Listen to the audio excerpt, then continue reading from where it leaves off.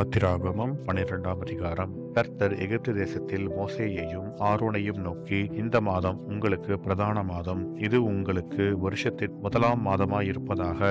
நீங்கள் இஸ்ரவேல் சபையார் யாவரையும் நோக்கி, இந்த மாதம் 10ஆம் தேதியில் வீட்டுத் தலைவர்கள் வீட்டுக்கு ஒரு ஆட்டுக்குட்டியாக ஒவ்வொருவரும் ஒவ்வொரு ஆட்டுக்குட்டியை தெரிந்து கொள்ள கடவர்கள். ஒரு வீட்டில் இருக்கிறவர்கள் ஒரு ஆட்டுக்குட்டியை புசிக்கிறதற்கு போதுமான பேர்களாயிராமற் போனால் அவனும் அவன் சமீபத்தில் இருக்கிற அவனுடைய அயல் வீட்டுக்காரனும் தங்களிடத்தில் உள்ள ஆத்துமாக்களின் இலக்கத்திற்கு தக்கதாக ஒரு ஆட்டுக்குட்டியை தெரிந்து கொள்ள வேண்டும்.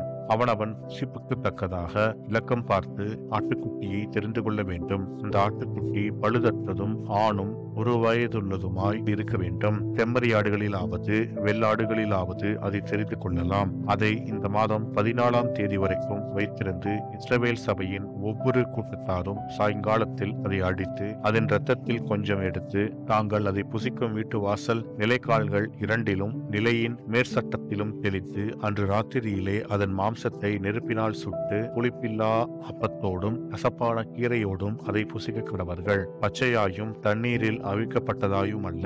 அதன் தலையையும் அதன் தொடைகளையும் அதற்குள்ள யாவையும் ஏகமாய் நெருப்பினால் சுட்டதாய் அதை புசிப்பீர்களாக. அதிலே ஒன்றையும் விடியற்காலம் மட்டும் மீதியாக வைக்காமல் விடியற்காலம் மட்டும் அதிலே மீதியாய் இருக்கிறதை அக்கனையால் சுட்டிருப்பீர்களாக. அதை புசிக்க வேண்டிய விதமாவது, நீங்கள் உங்கள் அறைகளில் கச்சை கட்டி கொண்டும் உங்கள் கால்களில் பாதரட்சை தொடுத்து கொண்டும் உங்கள் கையில் தடி பிடித்துக் கொண்டும் அது தீவிரமாய் புசிக்க கடவீர்கள். அது கர்த்தருடைய பஸ்கா. அந்த ராத்திரியிலே நான் எகிப்து தேசம் எங்கும் கடந்து போய் எகிப்து தேசத்தில் உள்ள மனிதர் முதல் மிருக ஜீவன்கள் மட்டும் முதற்பேராய் இருக்கிறவைகளை எல்லாம் அதம் பண்ணி எகிப்து தேவர்கள் மேல் நீதியை செலுத்துவேன். நானே கர்த்தர். நீங்கள் இருக்கும் வீடுகளில் அந்த இரத்தம் உங்களுக்காக அடையாளமாய் இருக்கும். அந்த இரத்தத்தை நான் கண்டு உங்களை கடந்து போவேன். நான் எகிப்து தேசத்தை அழிக்கும் வாதை உங்களுக்குள்ளே வராதிருக்கும். அந்த நாள் உங்களுக்கு நினைவு கூறுதலான நாளாய் இருக்க கடவுது. அதை கர்த்தருக்கு பண்டிகையாக ஆசரிப்பீர்களாக. அதை உங்கள் தலைமுறை தோறும் நித்திய நியமமாக ஆசரிக்க கடவீர்கள். புளிப்பில்லா அப்பத்தை 7 நாள் அளவும் புசிக்க கடவீர்கள்.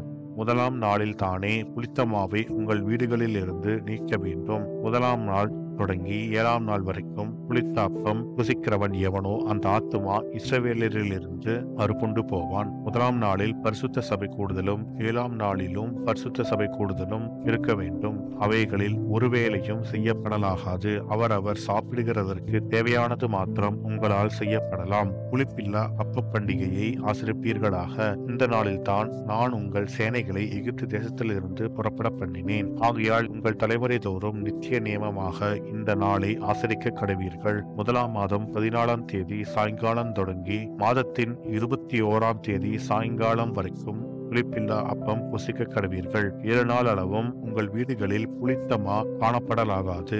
எவனாகிலும் புளிப்பிடப்பட்டதை புசித்தால் அவன் பரதேசியானாலும் சுதேசியானாலும் அந்த ஆத்துமா இஸ்ரவேல் சபையில் இராமல் அறுப்புண்டு போவான். புளிப்பிடப்பட்ட யாதொன்றையும் நீங்கள் புசிக்க வேண்டாம். உங்கள் வாசஸ்தலங்களிலெல்லாம் புளிப்பில்லா அப்பம் புசிக்க கடவீர்கள் என்று சொல் என்றார். அப்பொழுது மோசே இஸ்ரவேல் மூப்பர் யாவரையும் அழைப்பித்து, நீங்கள் உங்கள் குடும்பங்களுக்கு தக்கதாக உங்களுக்கு ஆட்டுக்குட்டியை தெரிந்தெடுத்து கொண்டு பஸ்காவை அடித்து ஈசோப்பு கொழுந்துகளின் கொத்தை எடுத்து கிண்ணியில் இருக்கும் இரத்தத்தில் தோய்த்து அதில் இருக்கும் அந்த இரத்தத்தை வாசல் நிலைக்கால்களின் மேற்சட்டத்திலும் வாசலின் நிலைக்கால்கள் இரண்டிலும் தெளியுங்கள். விடியற்காலம் வரைக்கும் உங்களில் ஒருவரும் வீட்டு வாசலை விட்டு புறப்பட வேண்டாம். கர்த்தர் எகிப்தியரை அதம் பண்ணுகிறதற்கு கடந்து வருவார். நிலையின் மேற்சட்டத்திலும் வாசலின் நிலைக்கால்கள் இரண்டிலும் அந்த இரத்தத்தை காணும்போது கர்த்தர் சங்காரக்காரனை உங்கள் வீடுகளில் உங்களை அதம் பண்ணுகிறதற்கு வரவிட்டாமல் அசற்படியை விலகி கடந்து போவார். இந்த காரியத்தை உங்களுக்கும் உங்கள் பிள்ளைகளுக்கும் நித்திய நியமமாக கைக்கொள்ள கடவீர்கள். கர்த்தர் உங்களுக்கு தாம் சொன்னபடி கொடுக்க போகிற தேசத்திலே நீங்கள் போய் சேரும் போது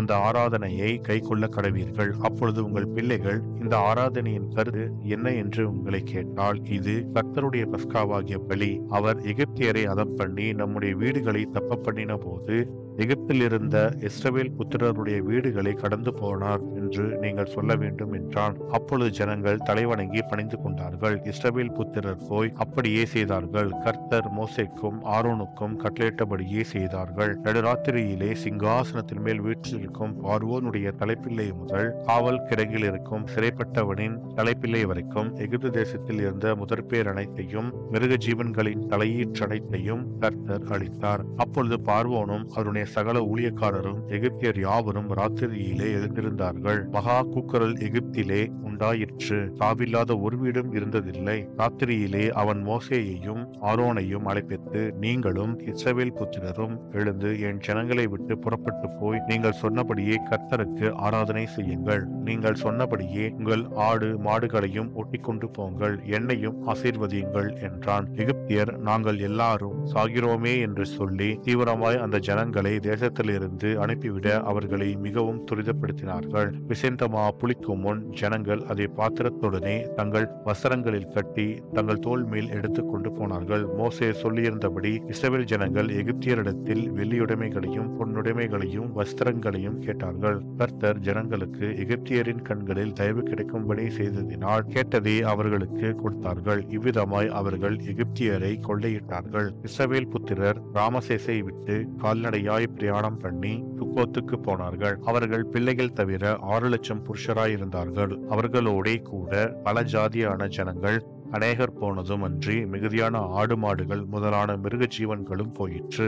எகிப்தில் இருந்து அவர்கள் கொண்டு வந்த பிசைந்த மாவை புளிப்பில்லா அப்பங்களாக சுட்டார்கள். அவர்கள் எகிப்தில் தரிக்கக்கூடாமல் துரத்திவிடப்பட்டதினால் அது புளியாதிருந்தது.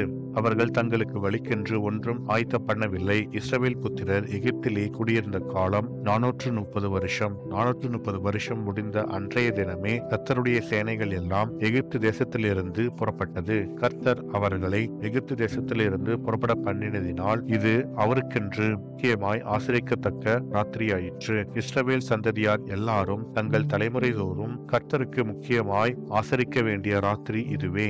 மேலும் கர்த்தர் மோசேயையும் ஆரோனையும் நோக்கி, பஸ்காவின் நியமமாவது, அந்நிய புத்திரன் ஒருவனும் அதை புசிக்க வேண்டாம். பணத்தினால் கொல்லப்பட்ட அடிமையானவன் எவனும் நீ அவனுக்கு விருத்தசேதனம் பண்ணின பின் அவன் அதை புசிக்கலாம். அந்நியனும் கூலியாலும் அதிலே புசிக்க வேண்டாம். அதை ஒவ்வொரு வீட்டிற்குள்ளும் புசிக்க வேண்டும். அந்த மாம்சத்தில் கொஞ்சமாகிலும் வீட்டில் இருந்து வெளியே கொண்டு போகக்கூடாது. அதில் ஒரு எலும்பையும் முறிக்கக்கூடாது. இஸ்ரவேல் சபையார் எல்லாரும் அதை ஆசரிக்க கடவர்கள். அந்நியன் ஒருவன் உன்னிடத்திலே தங்கி கர்த்தருக்கு பஸ்காவை ஆசரிக்க வேண்டும் என்று இருந்தால் அவனை சேர்ந்த ஆண் பிள்ளைகள் யாவரும் விருத்தசேதனம் பண்ணப்பட வேண்டும். பின்பு அவன் சேர்ந்து அதை ஆசரிக்க வேண்டும். அவன் சுதேசியை போல் இருப்பான். விருத்தசேதனம் இல்லாத ஒருவனும் அதில் புசிக்க வேண்டாம். சுதேசிக்கும் உங்களிடத்தில் தங்கும் பரதேசிக்கும் ஒரே பிரமாணம் இருக்க கடவுது என்றார். இப்படியே இஸ்ரவேல் புத்திரர் எல்லாரும் செய்தார்கள். கர்த்தர் மோசேக்கும் ஆரோனுக்கும் கட்டளையிட்டபடியே செய்தார்கள். அன்றைய தினமே கர்த்தர் இஸ்ரவேல் புத்திரரை அணியணியாய் எகிப்து தேசத்திலிருந்து புறப்பட பண்ணினார் என்பதே ஆமென்.